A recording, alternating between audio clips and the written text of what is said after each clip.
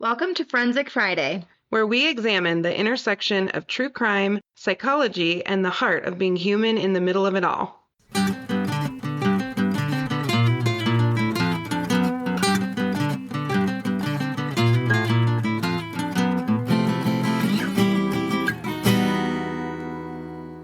Oh, well. I'm going to wait you out. I'm going to let you say hi this time in a creepy way. No. I don't say hi in creepy ways. You don't. But I usually beat you to the hello, forensic friend. I think out of the two of us, you are more uncomfortable with silence. I don't know. It depends on the day. If I get really mad, I can go very dark, but it takes a lot. I mean, you can go dark, but I'm talking about like silence sitting with someone. I don't know. It depends. I'm thinking of trauma work. I can go quiet for a long time. Uncomfortably at times. But starting off the pod, no. Because somebody's got to say something. Someone's got to start it. What was got to start us off? Okay. Well, today we are getting back into our segment of Are You Dating Someone? ... Are you dating someone? Yes or no? We got to make that an open-ended question. Yeah.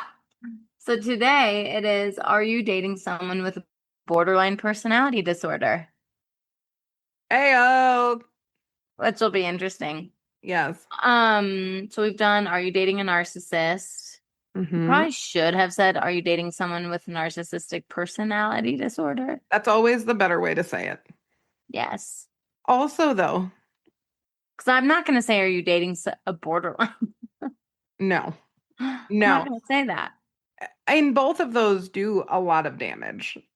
Yes. Because calling someone a narcissist, even if it's accurate, is taking them, like, their total self and reducing it down to a disorder. Literally. But it is tricky with the personality disorders because it is so woven into how they function that it does feel like who they are.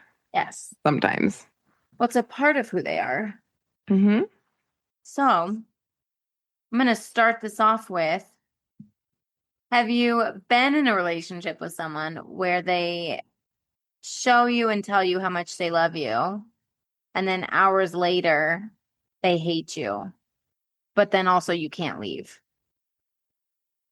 That's kind of what it's like to be in a relationship with someone with borderline personality disorder. It's the whiplash, right? From idealization to devastation and then back again is one of the most misunderstood dynamics in modern dating, in my opinion. Oh, it's so hard. It's, I hate you, don't leave me. Yeah. Yeah. Today we're talking about borderline personality disorder and what it actually is. So similar to narcissism, this gets labeled all the time when a woman has a bad day. Oh, yeah. Or when they are reacting to potential gaslighting or narcissistic behavior. Right? So there are actual components to this. Okay. What it actually feels like from the inside and what it's like to love someone who maybe has borderline. So what is borderline personality disorder actually? It affects roughly 1.6% of the general population. So here's the thing. Those of you who are like, so-and-so is borderline, I'm dating someone with borderline, you're probably not. However, and we'll get into this some other time, there are attachment styles that line up sometimes with personality disorders. Okay. Again, we will get into that another day because attachment styles are their own thing. There is one, well, kind of two particular attachment styles that have similar symptoms to individuals who have borderline. Would you agree with that? Oh, yeah. One So, in particular, but yes. one in particular, yes. I'm actually listening to the book Attached. Isn't it great? Oh my gosh, it's so good. There's a new one that one of our It's a little, clients. I was going to say, it's a little dated. Well, it's dated, so there's a new one by that same author that came out called Secure, Hmm. and it's really good. One of our clients is reading it and asked me to check it out, and so I have it Okay. downstairs, and I've been kind of like flipping through it, but it's real good. Attached is dated, but still great. Yeah, it is great. I think there's more disorganized attachment than what he says in the book. Yes. Because he says it's the least amount of people who have disorganized attachment. I disagree with that. Yes. I mean, I think probably statistically that's accurate, but because disorganized is both. Now we're going into attachment. I know. I love attachment so much though. So Okay, we'll push pause. We're pushing pause on we're gonna attachment. push pause. We're gonna on come back to it. attachment. We will come back, but you're accurate in Yes. saying that I think disorganized attachment, anxious avoidant attachment is like right in there with border. It's a driver. Yes, it's a driver. It's a driver. The DSM-5 defines it through a pattern of instability in relationships, self-image, and emotions, plus marked impulsivity beginning by early adulthood. So we cannot diagnose this in teenagers. So I literally have worked with parents and they're like, I think my teenager's borderline. I'm like, duh. They Of should be course. a little bit. A little bit. Every yeah. teenager is all of the things. They are experiencing literally so many different things, which is why we cannot diagnose them because their hormones are going nuts, their emotions are going nuts. They're trying to figure themselves out. So like you cannot diagnose it. So do not say that your teenagers are borderline. And if you're sensing some of that, maybe you should also get some therapy because then you can probably help some of the emotional outbursts that are happening. And if you're telling your child that they're borderline, then you're the problem. You are the problem. You are, in fact, the drama. Still get therapy and get them therapy for having to deal with you. 100%. Anyway. Get a twofer. Sorry. What? Get a twofer. Therapist. Oh, 2 for 1. Twofer, exactly. Oh my goodness.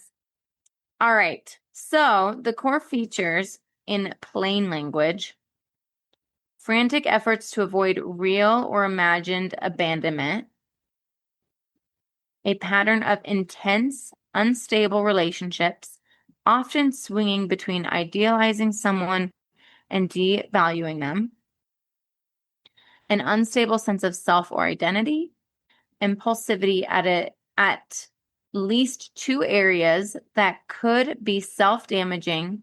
So examples are spending a ton of money, sex, substance use, reckless driving, binge eating, recent suicidal behaviors, gestures, suicidal threats, or self-harm, emotional instability due to marked mood reactivity, chronic feelings of emptiness, inappropriate, intense anger, or difficulty controlling their anger, transient, stress-related paranoid ideation, or dissociation.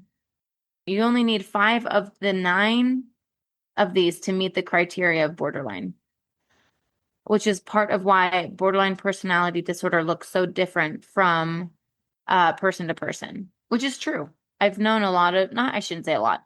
I've known a fair share in the mental health field, working in the mental health field for as long as I have, who have diagnoses of borderline, and they do show up differently at times. We'll be right back.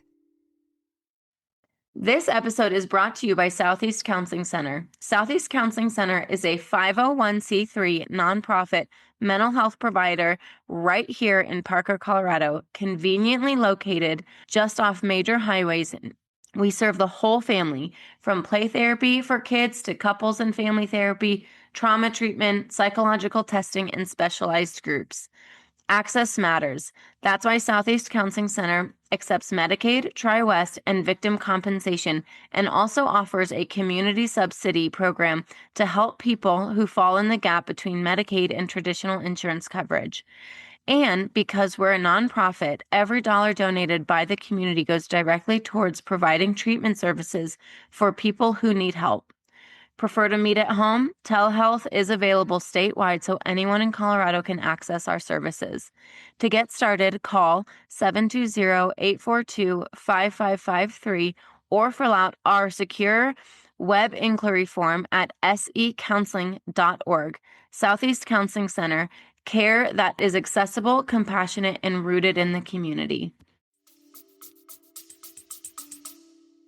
Oh yeah, and professors have a way. They're way more kind about this now. When I was in school 20 years ago, there was like a dread about treating borderline. There's still a hesitation, especially if you're not competent, because they will love their therapist in the beginning and then turn on them, and it's very stressful. And it can be really, really challenging as a therapist. Also, though, when you're competent, it's not that scary No. to treat people with personality disorders. You and I do that every day. It's really not scary. And once within reason, like if there's a way you can identify it with the person, if you are skilled and you are very like mindful, good clinician. Yes. If you can name this with them, like, hey, you have attributes of this, or you have some of the criteria of this, or maybe, you have a diagnosis of this. Yeah. Then you can actually work with the symptoms because it's out there in the open. Oh, yeah. Right? So that's a whole nother conversation. A lot of therapists debate on this of like naming personality disorders, but I'm more on the side of if I have something physically wrong with me and there's a diagnosis for it, I want to know what it is so I know what I'm working with. I feel the same way about mental health. I agree 100%. So, I do. Well, and it's about communicating it with kindness and compassion, not as a stigma, not in anger, not in a discharge, but like actually communicating it kindly. Yes. Yeah. And here's the thing. Clinicians can do this. Boyfriends, girlfriends, you cannot. No, parents. Yeah, no. Parents, you cannot diagnose this. Mm-mm. This is not for you to diagnose. Mm-mm. However, we are going to talk about what it might feel like, obviously, for the individual who has borderline, what it feels like for them, but also what it feels like to be in a relationship with someone who potentially has this. And then we're going to discuss ways that you can maybe, one, support yourself and create boundaries and or support them. So we'll dive into that.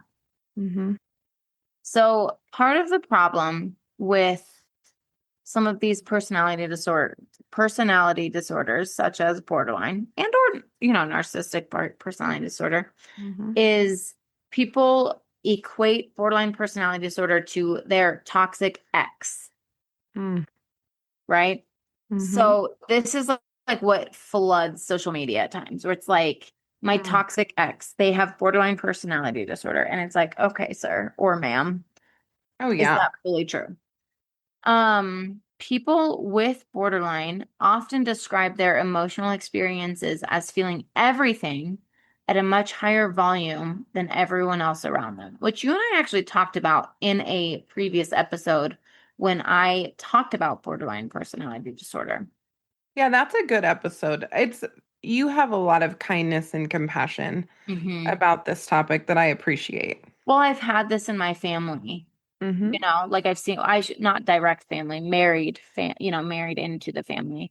And so, and it's just, I've seen this enough times to know, like, it's not just someone trying to be extremely unhealthy. There's something really, really big happening in their brain and their body.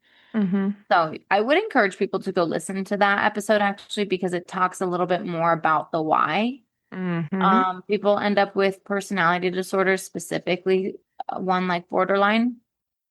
And it's not just because someone woke up one day and like decided to act in a really erratic way. That's not what happens. So I would encourage our listeners to go do that. So, like I was saying, right? So they experience things at a much higher volume. Sometimes their emotion, sometimes they call it, and therapists will call it, emotional dysregulation.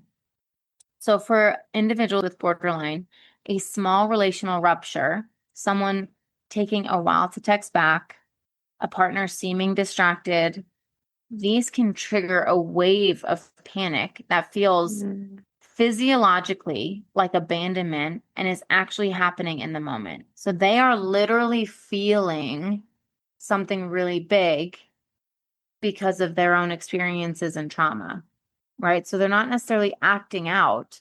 This is actually happening to them in their nervous system. Mm-hmm. So they're responding, even if you're like, I'm not abandoning you, their triggers based on what's been kind of implemented in them based on their own traumas, that's what's responding, right? Many clinicians conceptualize borderline as rooted in early attachment disruption, right? In validating environments in childhood where a person's emotional reality was consistently dismissed, punished, or unpredictable. Would you agree with that? Mm-hmm.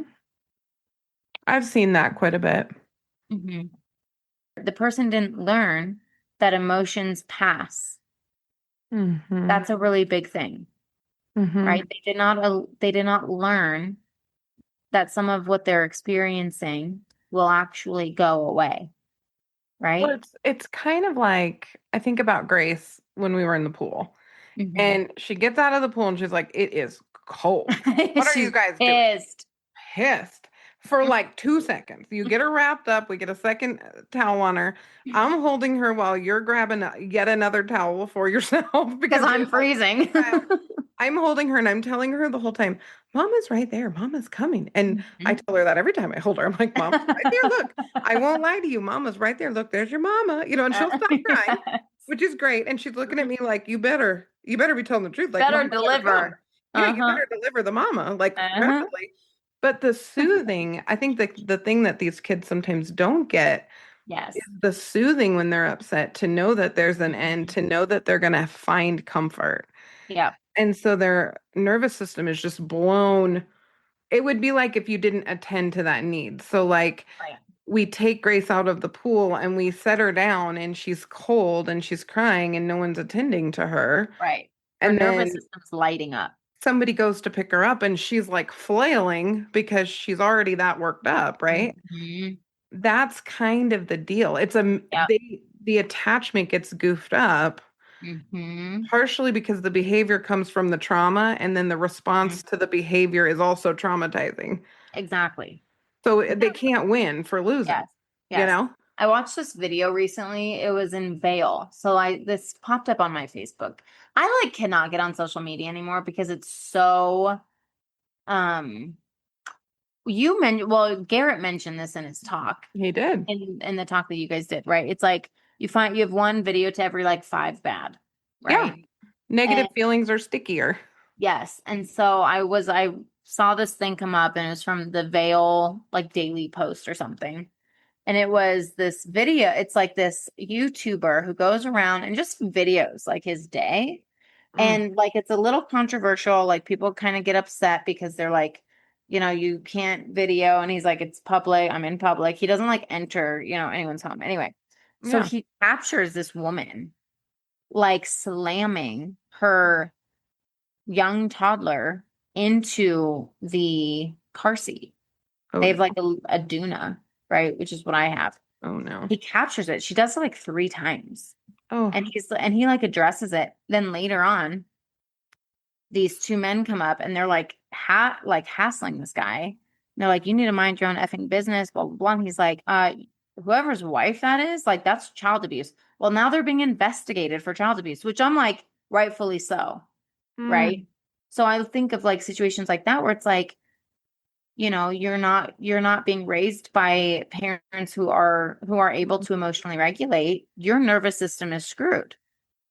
Oh yeah. Right? Yeah. We work with adults who grew up in homes where they never learned how to emotionally regulate, right? And so then you add that component and then potentially what they experience, right? Well, there's a genetic component. So I'm thinking about even that mom. Yep. If I look at child abuse compassionately, which Nat and I, as much as it drives us nuts, we also did run a parenting group at drug court. So like we do care about people. We Yeah. can get irritated and also care about people. But when I think about even that woman, right? Mm-hmm. If you have a genetic predisposition Mm-hmm. and you have this perfect storm in your own childhood, right? Mm-hmm.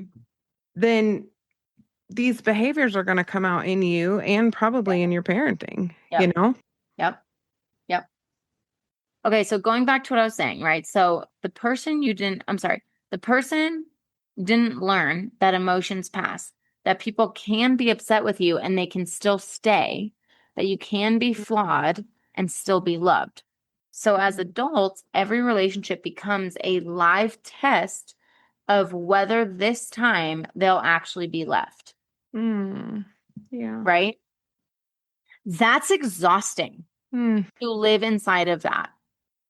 Mm-hmm. Like, can you imagine constantly being in that mindset? Right? The thing that historically with borderline that people have said with any type of personality disorder, and we talked about this in our talk, is that it's not treatable. It is treatable. Oh, 100%. Borderline especially is very treatable. I was going to say it's more treatable than a lot of other things now. We'll be right back. If you work with court-ordered clients, you already know the system can be overwhelming. Documentation, coordination, compliance tracking, billing, on top of actually doing the therapy.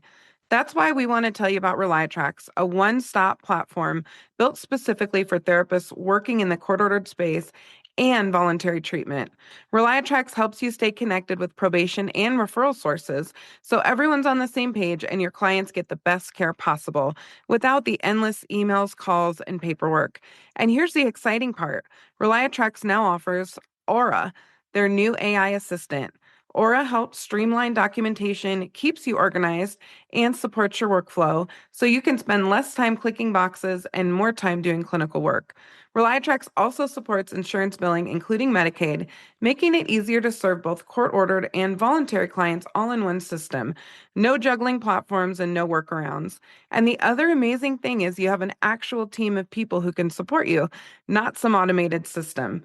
If you're looking for a smarter, more efficient way to manage compliance, communication, and care, Reliatrax was built for this. Check out Reliatrax and see how it can support you, your clients, and the systems you work in without burning you out. You can go to www.reliatrax.com to get started. I would agree. DBT, also known as dialectic behavior therapy, or also known as dialectical, but it's technically dialectic. Yes. By Marsha Linehan.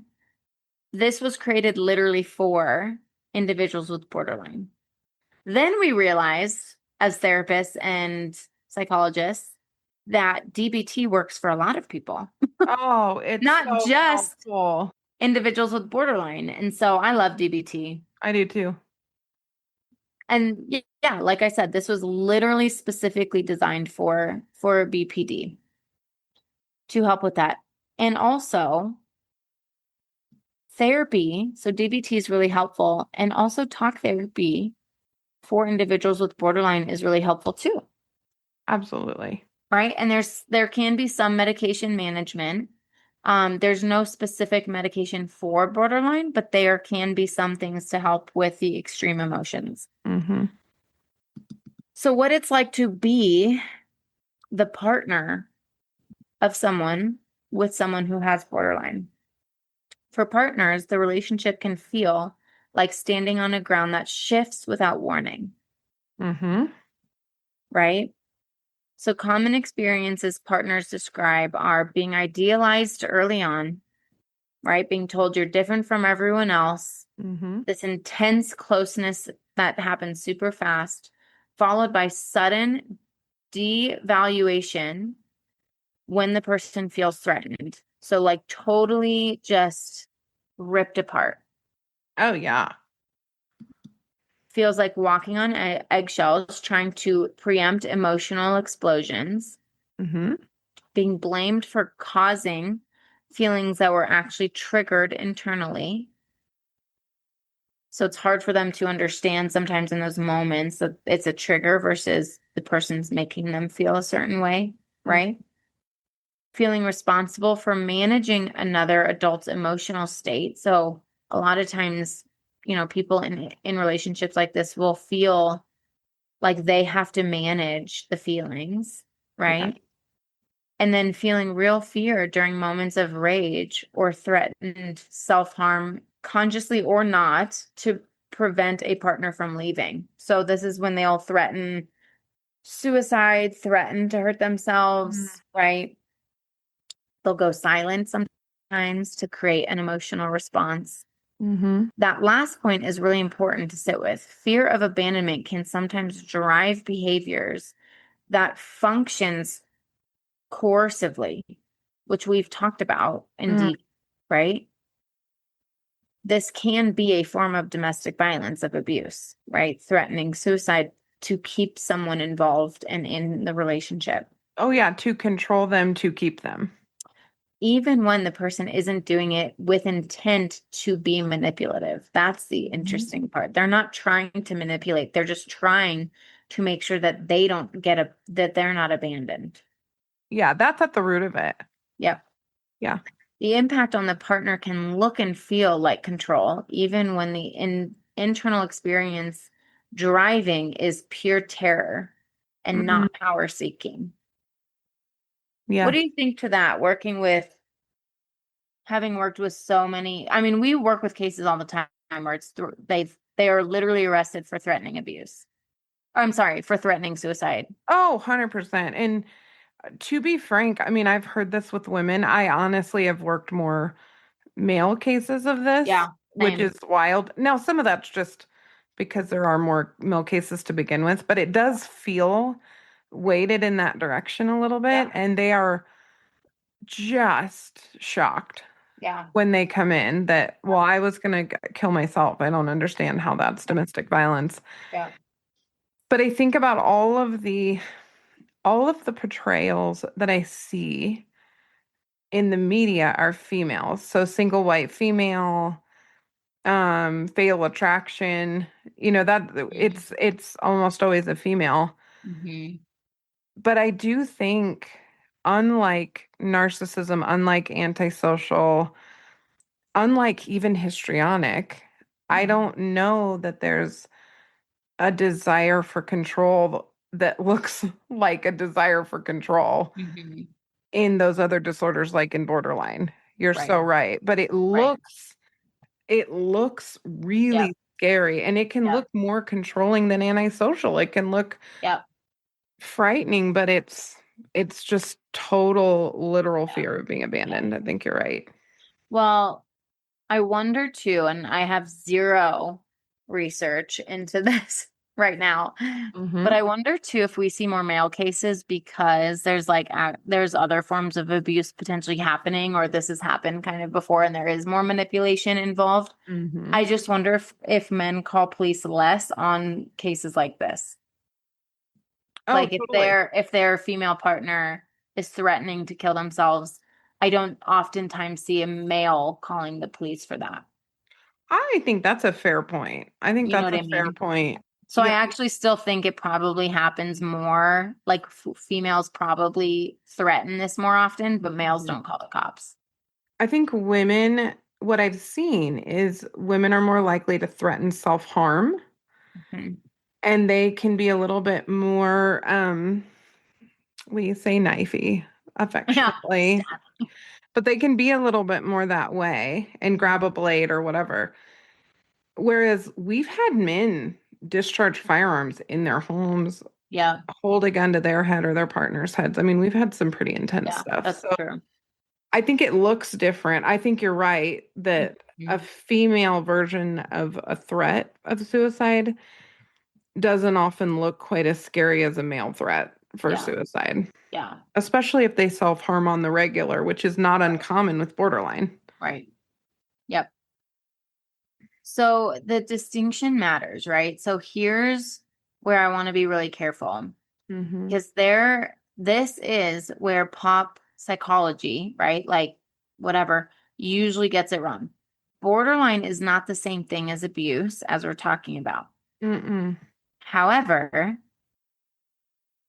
people with borderline can be abusive in their actions. I would say frequently are, to be really Yes. honest. Just like narcissism Yes. frequently is abusive in its own way. Yes.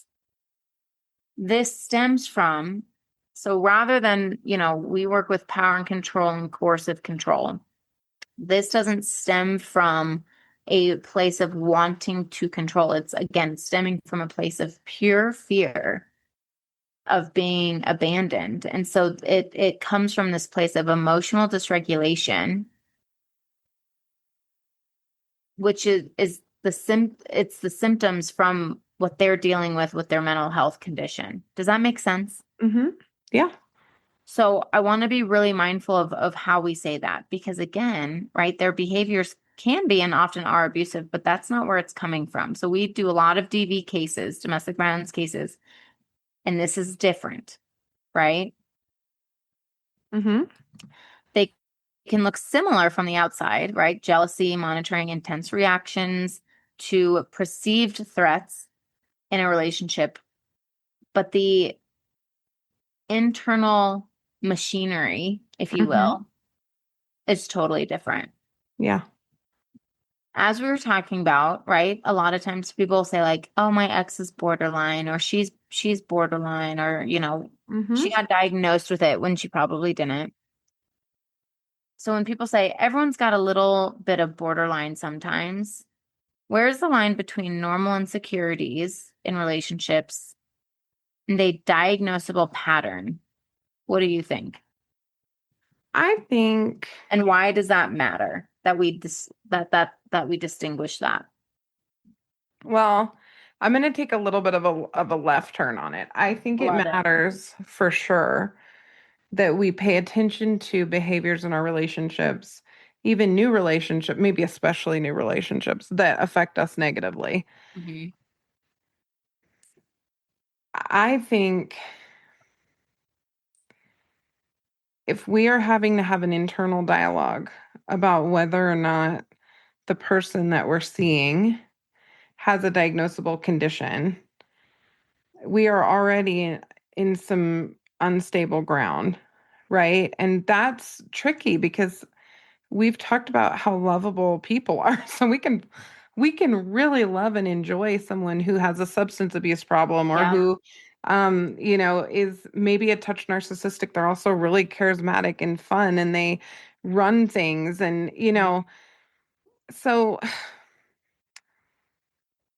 I think what I would be watching for if it was me and I'm trying to figure out like what's happening here. Mm-hmm.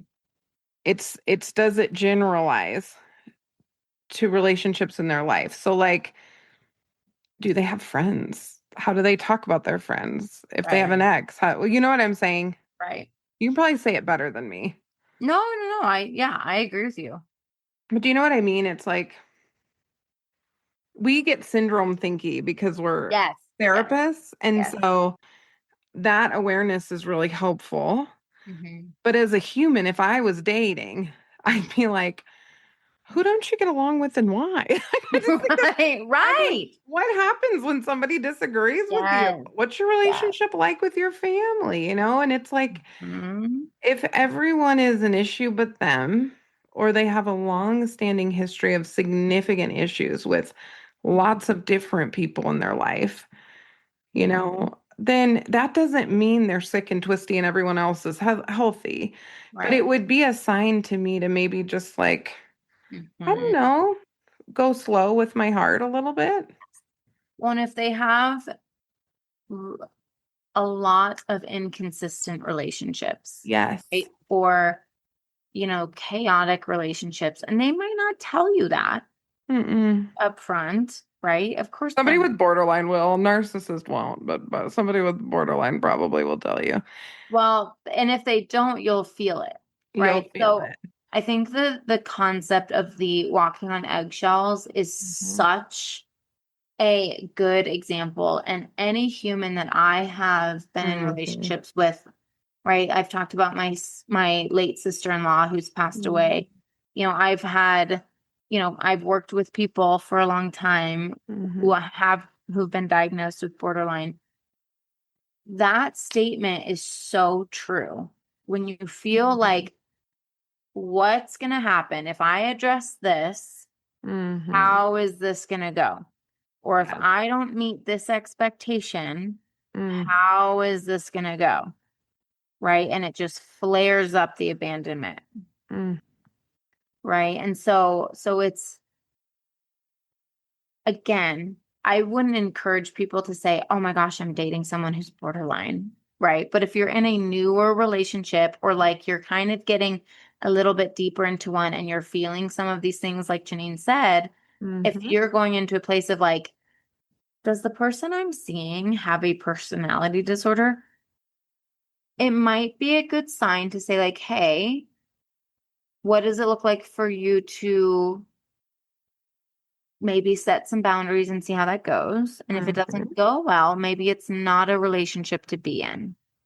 Yeah, You know absolutely. what I mean? And I hate saying it that way because I think everyone deserves to feel cared for. However, you can't fix them. And so if they're not willing to do their work, then that's an indication for you to say like, okay, you know what? Like, I can't be in this then, you know? Well, and again, it's a continuum. So it's like true borderline in its purest, most severe form. These folks end up in residential facilities, in and out of inpatient. Think of Girl Interrupted. Angelina Jolie's character is like a notorious kind of antisocial borderline. Yeah. Right. And so when you look at that presentation, they have a hard time maintaining any kind of relationships, and they typically get cut off from family and friends and everything else. But there's a lot of room in the middle. Yeah. And the trick is, if you're early in a relationship, you got to think, is this something that I'm prepared to deal with? Because yes, it can absolutely be treated. The insight that propels the treatment is usually a little bit difficult to come by. So if somebody comes in and says, I believe I have borderline personality disorder and I want help. Incredible. That's almost a rule out by definition if they come in that way. Yeah. I have not had many come in self-identifying. We're seeing it a little bit more now because there's a little less stigma. Well, or they've already been diagnosed. And so they come in and say, I have a diagnosis from a psychologist of borderline. Yes, which I still see more in the criminal justice system than just baseline. Yeah. This is one of those places that court-ordered treatment sucks and is awesome all at the same time. It's an accelerator. It's unfair that people have to be sober in 5 seconds or they go to jail. Like, I hate all those things. What I love about it, though, is it really lights a fire under some of this stuff, including in the therapist. We have to be effective or people end up in jail or whatever else. A psychologist who might not diagnose or slow roll a diagnosis might be more likely to diagnose in the criminal justice system, which is problematic in some ways, but helpful in others. And one of the benefits is they might know. Yeah. And I have had more males coming in saying, I've been diagnosed with borderline personality disorder. We can kind of work with that. It gives us a place to start. Yeah. You know? Yeah. But yeah, I wouldn't. One of the things I see in couples therapy, and maybe you see this too, young couples who have a personality disorder, such as borderline, it was there a little bit, and the person thought they'll probably grow out of this. Yes. And then it gets worse, and they are married to this person that they love, and they don't know how to extricate. That is something we see. Yes. What do you say to that person, Nat? Who's in a committed relationship, not dating, trying this thing on, but in it? I will tell you what I have said. Yeah. I have confronted, like I said earlier, I will tell them in a very mindful and caring way. I'll go over symptoms. and we will talk about the impact that their usually childhood Mm-hmm. has had on them, and that their symptoms make total sense. Mm-hmm. And then I look at the partner and I say, you are not going crazy, Mm-hmm. right? You are both dealing with, right? I look at the person who's potentially diagnosable and I say, you are dealing with emotions that no one else, no, I shouldn't say no one else, that most people in your world are not experiencing, including your spouse, which then also drives you nuts because you don't feel understood. 100%. Right. And so, of course, you're constantly mad because you are constantly feeling misunderstood. Oh, You yeah. feel crazy in your own skin. Right. And like none of that's, it's not that it's not true that you're misunderstood, but you're not crazy. Right. Like this, Right. it's all, of course, your nervous system is lighting up this way. Yes. Right. And also, we have to, in order for you, for your relationships and your marriage to work, we have to address this head on, Yeah. meaning I'm going to be really direct with you, meaning I'm going to help you guys establish communication and boundaries that we have to abide by in order for this to work. Right. So I address it super directly with a lot of compassion. Yeah. You have to. Yes. And honestly, I haven't really had a lot of pushback. I have had clients be super mad at me. I've had them hate me. But when we get down to it, right, I ask them straight up, I say, do you really think that my intention is to harm you? And when they really like sit with it, they say no, right? But then their emotions just get so big and go so fast, right? And Yes. so that's what I do with married people who are in the thick of it. And then I look at their spouse and I say, you have to be compassionate and you also still have to hold to the boundaries that we're talking about. You have to. Absolutely. Because if you don't, we're going to continue to swim in the cycle that we're in. Oh, yeah. Well, one of the things Nat and I tell people constantly, like probably at least once a day, I'm a terrible therapist if I don't tell you this thing I say that all the time. all the time.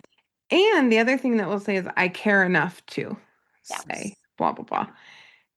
With someone who's terrified of being left, one of the best things that you can tell them if you're trying to get them into therapy with you or you're trying to figure out how to navigate this and you really love them, it's just to say the thing, to say, I love you enough and I care enough to fight for our relationship. And this is how I suggest we do that. Yep.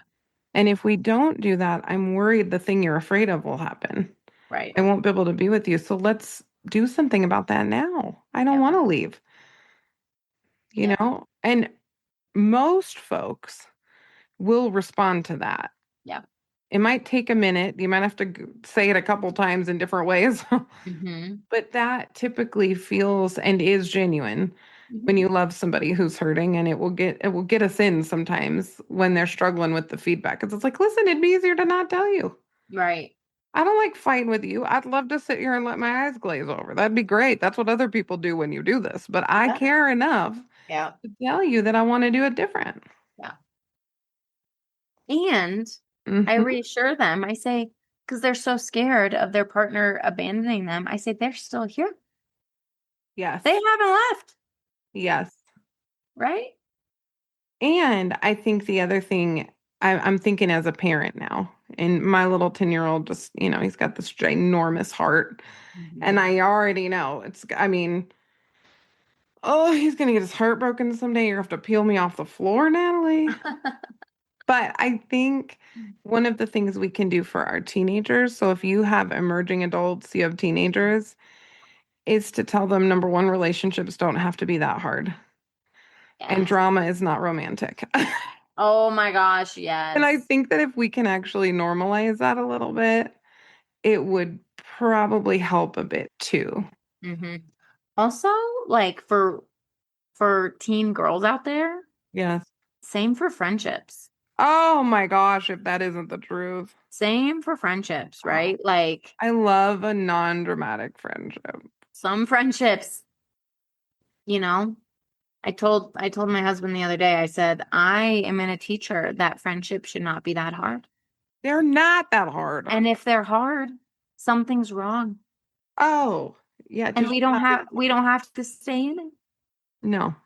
You know, A good relationships, friendships, it doesn't matter. no, a good friendship and a good relationship acknowledges individual differences Yes. with a high threshold of acceptance within reason, right? We don't accept unhealthy abusive behaviors, No. but we have to accept differences, Yes. allow for space, right?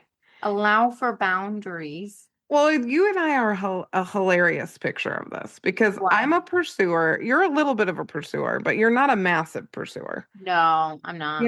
And you're more avoidant than I am probably in terms of like needing space, and Mm-hmm. I can be a little bit more of a pursuer. I think what happens in a trusting friendship is you get used to each other's stuff. And I was joking with you. I Mm-hmm. have learned after a long week, you need a minute. I've learned this. I do not I take this literally will put my phone somewhere else and I don't look at it for a day I unless I want to video my child. I understand this, but in a healthy relationship, you don't take that stuff personally, but both people have to be strong enough Mhm. to understand that, right? And that is not easy, but it takes some maturity.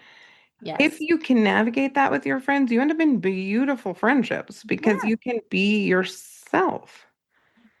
And being in my 40s having friends, oh my God, these are the best girlfriends I've ever had in my whole life. It's just easier. I There's know. I just feel not a that way lot of too. mess. I Oh feel my that way God, too. it's just easier. I know. My friend Tori, who lives in Montana, her Oh, and I were talking about this when she came out to visit. I was like, you just, like you're saying, you have to allow mm, for that person to be that person and mm. life busy, you know? And then you add kids to the mix, it's Oh my God. busier. And if anything, enjoy it. Enjoy the differences. Get a kick out of the quirky pieces of doing life with people. It's just fun and beautiful and imperfect, and It's it's fun. just fine. The same thing with relationships, right? Oh, So we can't I mm-mm, think the hard thing with individuals who are borderline in relationships is they want to it's again, it's not mhm. the intention isn't to have power and control, but there is some level of control, right? Oh, for sure. They feel a loss of control, they feel abandoned. And so Mhm, there's this overarching, you know, attempt to control the other person mhm. and how they show up to meet the needs that will never get met in Yeah. the way that they want them to, right? Yes.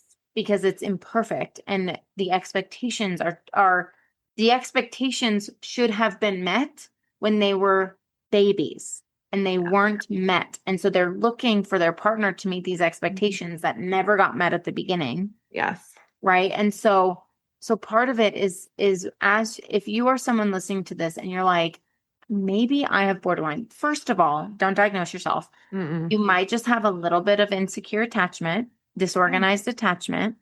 Yes. So hang in there, go see a therapist and tell Yes. them, hey, I listened to this podcast and I just like I feel this way in relationships. Also go listen or read the book Attached. It's super helpful. Yeah. Or secure, which we're starting. We need to Or do secure. I secure. It's know. great. I know. We're gonna talk about attachment styles too. So don't go diagnose yourself, but there are Mm-mm. some similar symptoms. And so it's important to acknowledge like what is it in you? And this is workable, right? It Mhm. is workable. So anyway, and then if you're in a relationship with someone and it's early on, again, assess the receptiveness of, hey, like this is coming up. These are my boundaries, right? Like I'm not going to be on my phone all the time. If you're not okay with that, then we need to talk about it, right? Are Yeah. they seeking help? Are they aware of these things in them? If they're not, and it's early on, it might be a good idea for you to just say, hey, you know what? Like, this isn't going to work for me. If they are receptive, it doesn't have to be that cut and dry. If they're Yeah. receptive and they're like, you know what? No, I know these things about me and I am actually willing to go see a therapist. Cool. Oh, Beautiful yeah. relationships can grow from that because everyone's imperfect. If you're married or in a longer term relationship and you're now realizing like these are the patterns we're in, get some help for yourself. See if they're receptive to some couples therapy. Again, all of this is workable. You just Well, have and to be this is the irony of our Am I Dating a series is part of it is am I the drama? Like Am I the drama?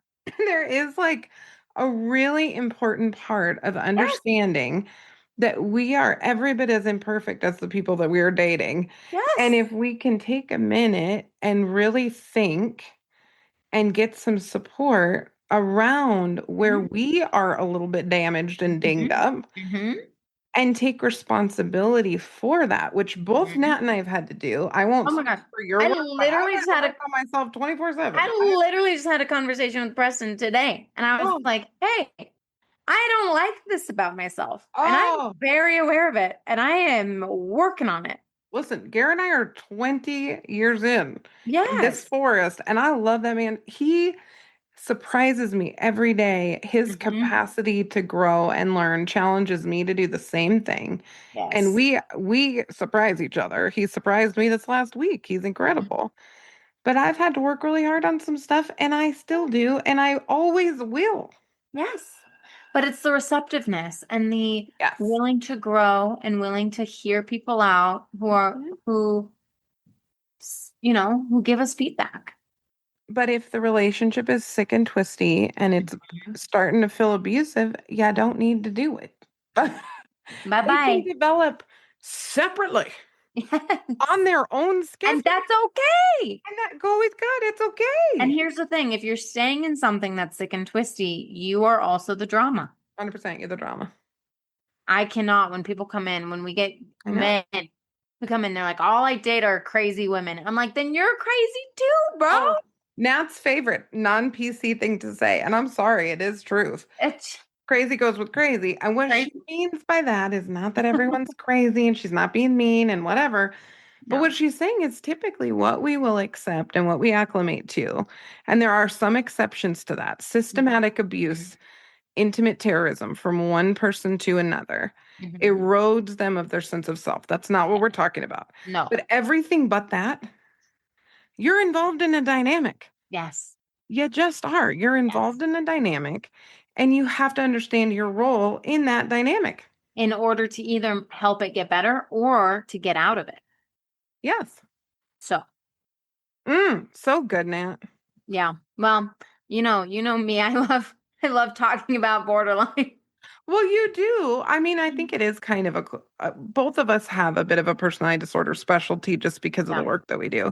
Yeah. But you in particular, I think, have a really beautiful way and it's such a compassionate way. And it's one of the biggest episodes we've ever done because of it, I think. Yeah. A kind lens for borderline because of what you witnessed. And I appreciate that because if it's my family member or if it's me or my daughter or son, I would want someone to look kindly. And that's true with narcissism, antisocial. Man, I work with people with antisocial all the time. Yeah, we both do. We both do. So it's, there's a person in there. There's a person in there. And a story. And it doesn't mean that we don't have boundaries. Right? That we doesn't don't fix it in our personal life. We are therapists. I know. But we have to have compassion. We can have, like Janine said, we can have compassion from afar as well. Kindness and compassion. I agree. Anyway, I hope this was helpful to all of our listeners. Yeah, send us questions. If you have questions about this one or any of the other ones, we know because you do send us questions, but keep them coming. Yes. And we'll see y'all next time. As always. Bye, forensic friends. I'm Janine. And I'm Nat. And as always, thanks for listening and join us next week for more crime, psychology, and heart.